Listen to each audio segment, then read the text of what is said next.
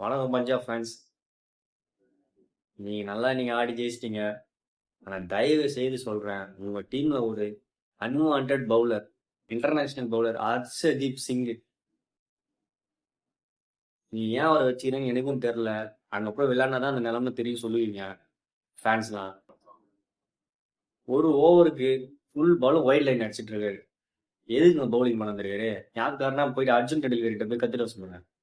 ஒரு மேட்ச் கூட விளையாட விடாம கடைசி மேட்ச் இறக்கி விட்டு அவரு யாக்கர் அடிச்சு எல்பிடபிள்யூ சிம்ரன் அவுட் பண்ணியிருக்காரு. என்னங்க இன்டர்நேஷனல் பிளேயருங்க, ஃபுல்லா ஒய்டு போட்டு ஒரு ஒய்டா ரெண்டு ஒய்டா ஃபுல்லா அடிக்கிற பாலும் ஃபுல்லா ஒயிட் லைன் தான். மூளை இருக்கா இல்லையா அவருக்கு? ஏக்கர்னு ஒன்று இருக்கா இல்லையா? ஒரு ஒரு சீசன்ல கேஆர் ஸ்டெம்ப் உடைப்பாரு.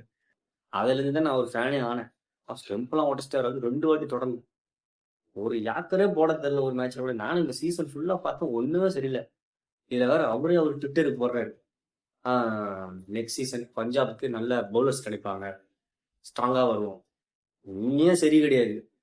தயவு செய்து பஞ்சாப் அடுத்த சீசன்ல அவர் விட்டுருங்க. வேற யாருன்னா எடுங்க, நட்ராஜன் எடுங்க, அர்ஜென்டினால கூட எடுத்துருங்க. நல்லா போடலாம். பையன் கொஞ்சம் ஒரு மேட்ச் கொடுத்ததுனால தான் இப்போ கொஞ்சம் கம்பேக் கொடுத்த மாதிரி தெரியுது. பையனுக்கு நல்லா தெரியுது, பவுலிங் கொஞ்சம் வந்துருச்சு. எடுத்துருங்க அர்ஜுன் கூட. சிங்குன்னு சொல்லிட்டு மேட்ச்ல வச்சா பாதி ரன் கொடுத்துருவான் அவனுக்கு. 40 ரன் அவன் தான் கொடுக்குறான்.